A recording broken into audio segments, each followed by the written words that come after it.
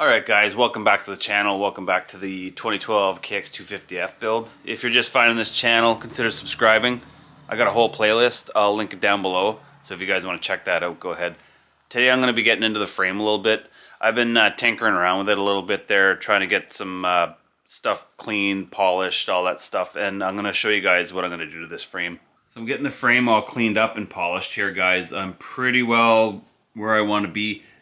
I put a good polish on this outer rail here, but I think I'm gonna have to buff this down a little bit because maybe you can't see it, but there's some dings here. So I'm gonna try and put a flapper wheel on it with the die grinder and just get rid of those dings. And there's some little specks there. So I'm gonna do that, and then I'm gonna go around to the other side and do the best I can polishing this side.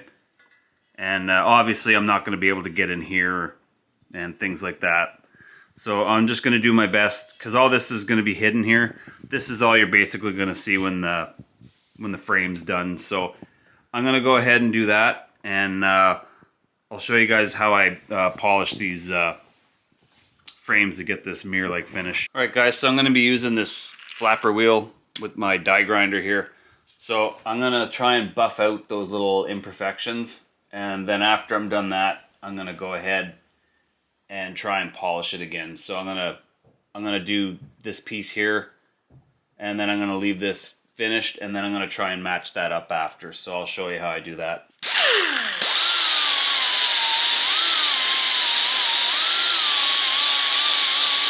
Alright guys, so as you can see, I've got it all buffed out here. So I tried to take that little nick out as best I could. I didn't want to buff too far into the aluminum, just because I don't want to take put a big thin spot in the aluminum there just for a little tiny mark. So I did the best I could and worked it out, and the little marks there I worked out. This tool I'm using is it's just a die grinder with a P60 flapper wheel on it. So that's what it does there, and it's not like a really serious gouge in it. It's kind of like a medium grade flapper wheel, so it doesn't do too much damage, and I should be able to buff that out really easy.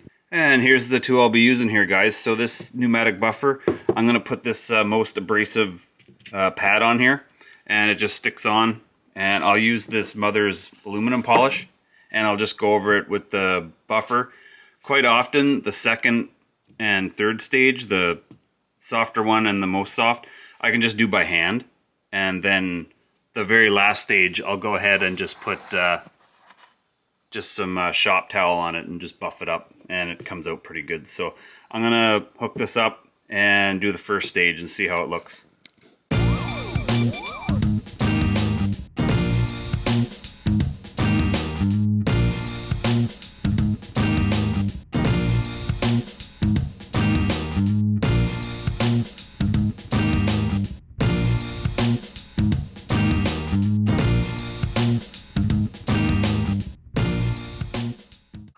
So that P60 flapper wheel turned out to be a bit too aggressive, so now I've had to take some Scotch-Brite pad, using the burgundy first and then the gray second, to kind of blend this in. And then when I'm done that and smooth out, then I can go back to polishing it. But that P60 was way too aggressive, so I scratched the frame up pretty bad. So I'm going to have to blend that in, and then I'll start polishing it again. Well guys, I'm making some progress here. I got most of the scratching out from the flapper wheel that left. I'll never use that again. That's way too hard to get out. But I'm gonna keep polishing on this. But just to show you guys the difference in what I found there, I actually switched to these foam pads, and I just put them on my drill here. So the most abrasive one is like the orange one, and then you just work your way down until you get to the buffing pad there, and then when you get there it should be good and shiny. So I'm just going to time lapse the other side, and I'll show you guys the difference.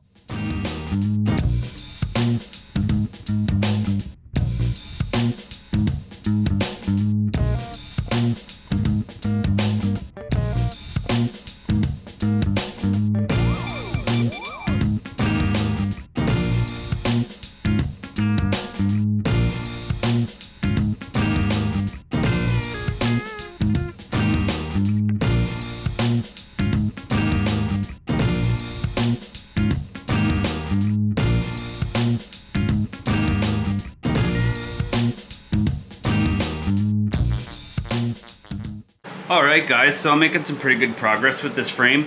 As you can see, it's nice and shiny. There's a little bit of cloudiness in it, but I'm going to try and get rid of that. I'm going to do the best I can. I won't be able to get in there very perfectly with the pads I got there, but as you can see, this frame is going to be like a three-tone. It's going to be this nice textured color, but it's going to be nice and clean. And then you got the real shiny mirror stuff, and then you got the brushed look. So all this is going to be cleaned up really good, and I'm going to go over it with a translucent color. So the next time you see this frame, it'll be ready to powder coat. Alright guys, so it's a couple days later. I've been picking up this frame really slowly, trying to just get little things cleaned, get it nice and polished on the sides there. I've got it pretty much where I want it. I'm going to do a couple little last minute things, and then I'm going to go ahead and coat this thing. And this is what I'm going to be using for powder coat. It's a translucent violet or purple from Eastwood Powder Coats. And I'm going to put that right over the frame.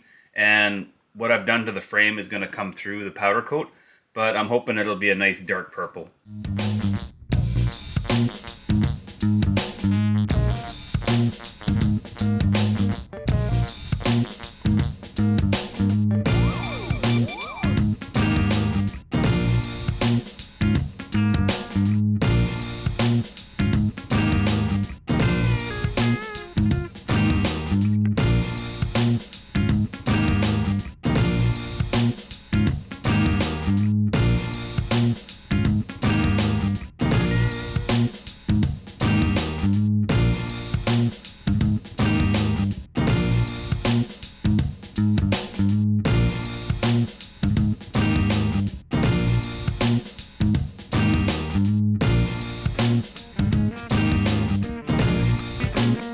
Alright guys, so as you can see, I got the frame coated and I got it in the oven there now. I set it up to 400 degrees. Eastwood wants you to set it to 450 until the powder coat flows out, which means that the powder coat is melted onto the substrate. In this case, the substrate is the frame. So when that happens, they want you to bring it down to 400. But I found success in just putting it at 400. By the time the oven reaches 400, everything's flowed out and it looks good. So I just set my timer to 20 minutes and I've never had an issue. So I'm going to do the same thing this time.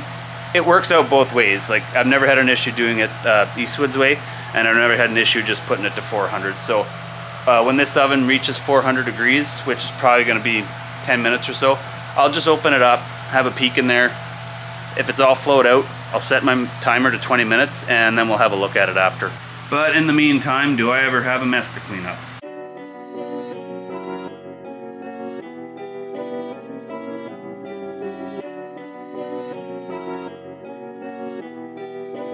Perfect.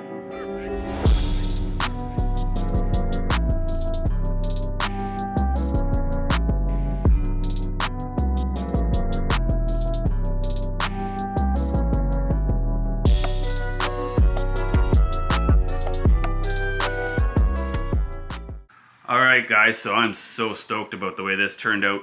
It turned out exactly how I had it in my mind, with the deep purple, the translucent purple, the dark with the nice mirrored finish behind it. So that is absolutely perfect. So I can't wait to start building this back up. One thing I will mention, there's a little bit of blotchiness on these cast pieces. Like there's I don't know what they do to them, but I cleaned this up really good and I cleaned this down here really good. But the powder coat kind of just looks like it did what it wanted on it, which is not a big deal because you're not going to see those too much, but everything else turned out perfectly. So this side here, where you're basically going to see the most of, turned out awesome. I'm going to be putting frame grips there, so that's going to be covered anyway. And this side here turned out absolutely gorgeous as well. So I can't wait to mount the frame back on the stand there. I'm actually going to cut another piece of lumber, a nice clean one, so I don't oil up the frame here on the bottom, and put the pegs back on, mount them back on quickly. They're not powder coated yet, but I haven't changed out the bead media in my blaster yet, so that's coming soon. But I'm just gonna mount the pegs up so that I can put it back on the stand. Alright guys, so I got the frame back on the stand here. I got some brand new plywood on there. I got some shop towels underneath so I can limit the scratching on the frame. This thing is ready for the engine to go back in.